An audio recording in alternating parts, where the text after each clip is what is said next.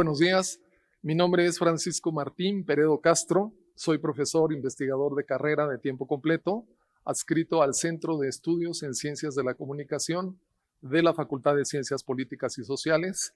de esta universidad. El título de mi ponencia es Fuente contra Archivo y Estatuto de Autoría, incidencias extraartísticas en la determinación de la obra fílmica. Y me refiero en este caso a una serie de películas en el cine mexicano que tienen doble final o que sabemos por algunas fuentes indirectas distintas de la película que tuvieron un final distinto del final con el que finalmente las películas fueron estrenadas y exhibidas. A lo largo de la historia del cine mexicano, en su siglo y cuarto de existencia, y de la misma manera que en el cine mundial, se han producido en él películas que por diversas razones tuvieron un doble final e incluso diversas versiones de finales y por diversos motivos. En la etapa del cine mudo, la película El automóvil gris de Enrique Rosas en 1919 no se exhibió completa por cuestiones de censura política y demandas de algunos de los involucrados con la historia que aún estaban vivos. Cuestiones como las anteriores nos remiten a la necesidad de recuperar cuando menos 4 acepciones fundamentales del cine, como arte, como medio de comunicación, como industria y como historia. Para reflexionar sobre los filmes como fuente para la investigación, con base en filmes mexicanos con doble final como ejemplos, y reflexionar a la par sobre las incidencias extras cinematográficas que determinan al filme como fuente y también a su autoría, referimos por ahora solamente la acepción del cine como historia. Esto nos permite valorar mejor las incidencias extracinematográficas como esos cambios de final o dobles finales, sobre todo si no provinieron directamente de quien tuvo a su cargo la realización de una película en función de autoría de la misma mediante su dirección. Las 3 acepciones iniciales del cine, como arte, como medio de comunicación y como industria, no son independientes la una de la otra, ni sucesivas, sino que por el contrario, esos 3 roles del cine ocurren a la vez, pero cuando el cine cumplió su ciclo de circulación en los mercados fílmicos de la exhibición entre las comunidades de espectadores, el conjunto de filmes que ha dejado de estar en boga cobra las características de la cuarta acepción que aquí nos interesa más, cuando el cine es historia. No solamente lo es literalmente cuando las películas dejan de contar con el interés de los públicos ante la avalancha incesante de nuevas mercancías, sino porque dejan de ser atractivas también para sus productores, sus dueños, cuando ya agotaron todas sus posibilidades de obtención de rendimientos financieros. Y es entonces cuando los filmes se convierten en un cúmulo de documentos, de testimonios para la historia, que se resguardan y se protegen en unos archivos determinados, las filmotecas y las cinematecas, donde aguardan la labor futura de los investigadores de cualquier campo de conocimiento. Estos, idealmente, deberían de proceder con estos documentos audiovisuales como se procede con cualquier otro documento o testimonio para la historia, en el sentido de que, como cualquier otra fuente, los filmes también precisan ser analizados, interpretados, criticados y explicados como fuentes o documentos para la historiografía en función de sus contextos de realización y en función de la multiplicidad de relaciones o redes de relaciones y determinaciones de todo tipo que incidieron en su creación y en su forma final o en sus variaciones. A todo aquel trabajo sobre fuentes se refería en alguna medida José Gauss en sus muy clásicas notas sobre la historiografía, que no por antiguas dejan de tener una utilidad práctica y concreta. Gauss proponía un método de trabajo con las fuentes para su mejor utilización y posibilidad de resultados, que aquí sintetizo como el método HCH-EAE, porque se contienen en el acrónimo las iniciales de cada una de las etapas o fases sucesivas que Gauss proponía para la tarea historiográfica. Heurística, crítica, hermenéutica, etiología, arquitectónica y estilística, decía él, como fases fundamentales y sucesivas, decisivas para la labor historiográfica, que en realidad se refieren de alguna manera al procedimiento que hemos mencionado antes para el cine y que se refieren por multitudes de autores con variaciones mínimas. El objeto o problema de interés en esta ponencia es, en primera instancia, y como se expresó desde el inicio, Algunos filmes que en México se produjeron y tuvieron un cambio de final por diversas razones, pero sobre todo los filmes con doble final que existen y circulan en la actualidad. En segundo lugar, la reflexión sobre los motivos por los que sucedieron esos cambios y las formas en que todo esto incide en la valoración, uso y utilidad de estos filmes como fuentes para la investigación histórica. En última instancia, reflexionar sobre la forma en que todo lo anterior podría o no incidir sobre los juicios en relación con las autorías atribuidas a los filmes en cuestión. Entre los ejemplos de filmes modificados en su final y en uno de ellos con la existencia actual del filme en sus dos versiones, el factor de incidencia fue la censura oficial gubernamental porque se quiso evitar una imagen negativa que desprestigiara al ejército en El prisionero 13. Y se quiso evitar que se dañara la imagen de Villa como uno de los grandes héroes de la revolución en Vámonos con Pancho Villa. En estos dos filmes de Fernando de Fuentes fue la censura oficial gubernamental el factor definitivo para la modificación y el doble final. En una tercera película se quiso evitar por último que en los regímenes de la familia revolucionaria triunfante frente a la dictadura porfiriana se promoviera algún tipo de culto nostálgico a la imagen histórica de Porfirio Díaz, mostrando la secuencia fílmica de una anciana besando la mano del dictador cuando parte hacia su exilio, en la película México de mis recuerdos de Juan Bustillo Oro. De estos tres casos, el único filme que existe en la actualidad con sus dos versiones es Vámonos con Pancho Villa, cuyo final alternativo permaneció censurado por más de medio siglo y se descubrió por mero accidente. En el caso de filmes como Campeón sin Corona, de Alejandro Galindo, Rosenda, de Julio Bracho, y El último round, también de Alejandro Galindo, se sabe que intencionalmente se rodaron con doble final y quizá con triple final en el caso del último round. Esto obedeció, de acuerdo con lo que expresó en entrevista el productor Sidney T. Bruckner, a que a veces, por exigencias de la censura, se veían obligados a cambiar el desenlace de las historias, y por otra parte, no descartaba la posibilidad de que existieran y circularan películas con finales distintos, pues a veces se explotaba un final en el mercado nacional y otro para el mercado extranjero. En relación con estos tres ejemplos, sus variaciones y la real circulación de los filmes con su doble final en la actualidad,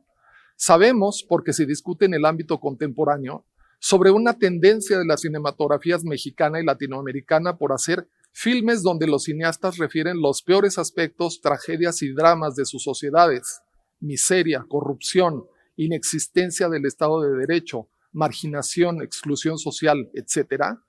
aparentemente con la finalidad de impresionar a jurados en festivales internacionales de cine y públicos extranjeros para obtener así prestigio, premios y reconocimientos. Algunas notas de prensa actuales lo dicen. En realidad, dicen,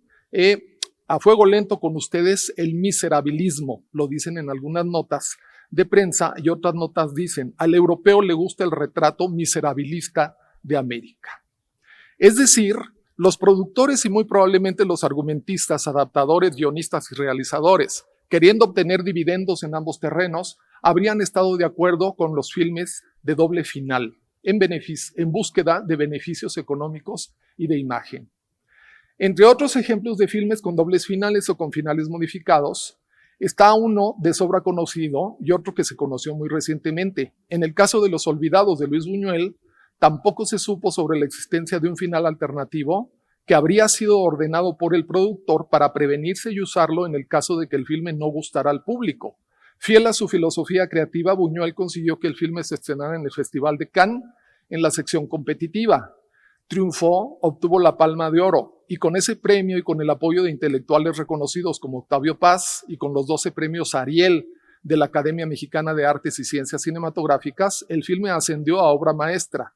Medio siglo después de su estreno, de su fracaso inicial y de su posterior y final triunfo, se descubrió por azar el negativo original de la película y consecuentemente el final alternativo, que ya no hubo necesidad de utilizar en la época de su producción y estreno. El público que rechazó el filme no tuvo en este caso el poder para cambiar el destino y la historia de la película, porque el factor decisivo terminó siendo su reconocimiento interno y externo. En el caso de la película La mujer de todos, de Julio Bracho, fue totalmente inverso. La crítica y el público rechazaron el desenlace en el que la protagonista, que se involucra amorosamente con dos hombres, se quita la vida cuando ambos la rechazan. Quizá para los críticos y el público no estuvo en su horizonte de expectativas ver o imaginar a la diva vamp María Félix suicidándose por el amor de ningún hombre. La mitología que se había construido sobre ella hacia 1946 no concordaba con aquel desenlace que se eliminó por el productor porque originó una ruptura en ese horizonte de expectativas de la crítica de prensa y del público, que rechazó el filme en la versión original del director. Todos estos casos de finales cambiados o dobles finales que involucran censuras oficiales gubernamentales, intereses estratégicos de imagen y prestigio o bien estrategias de comercialización como motores de aquellas intervenciones en los filmes en su versión original, remiten a la problemática de la consideración de esos filmes como fuente para la investigación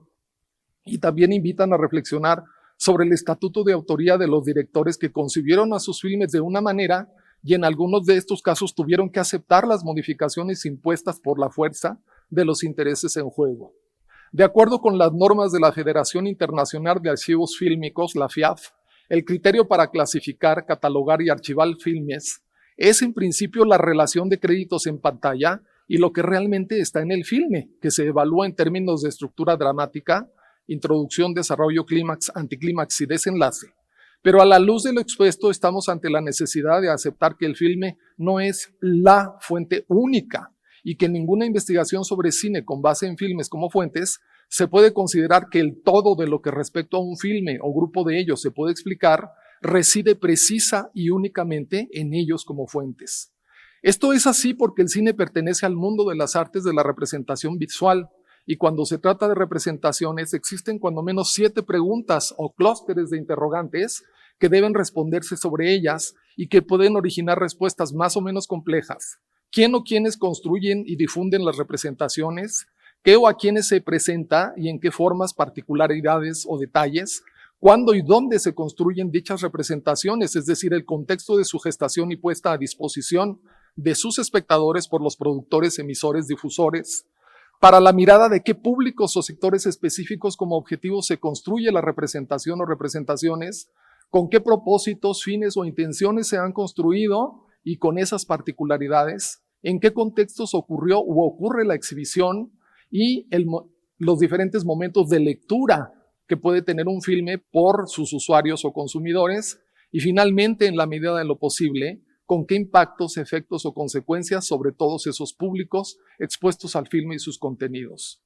Lo planteado por Pierre Sorlán en su libro The Filming History, Restating the Past, que sería algo así como el cine en la historia, restableciendo el pasado.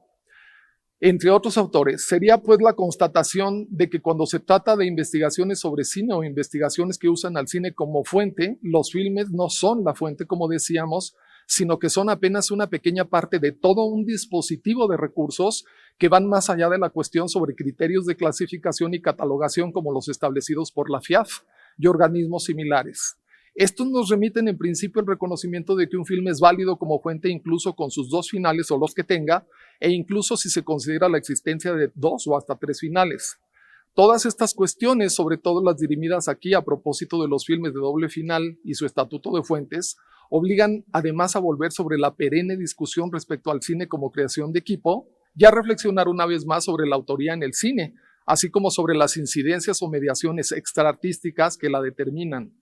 Surgen al respecto una serie de preguntas acuciantes. ¿El autor definitivo del filme es solamente el director que hizo la que concibió como su versión, o bien incide de alguna manera en la autoría el productor que la modifica por presiones de crítica, espectadores, censura o por sus propias decisiones basadas en criterios de rentabilidad?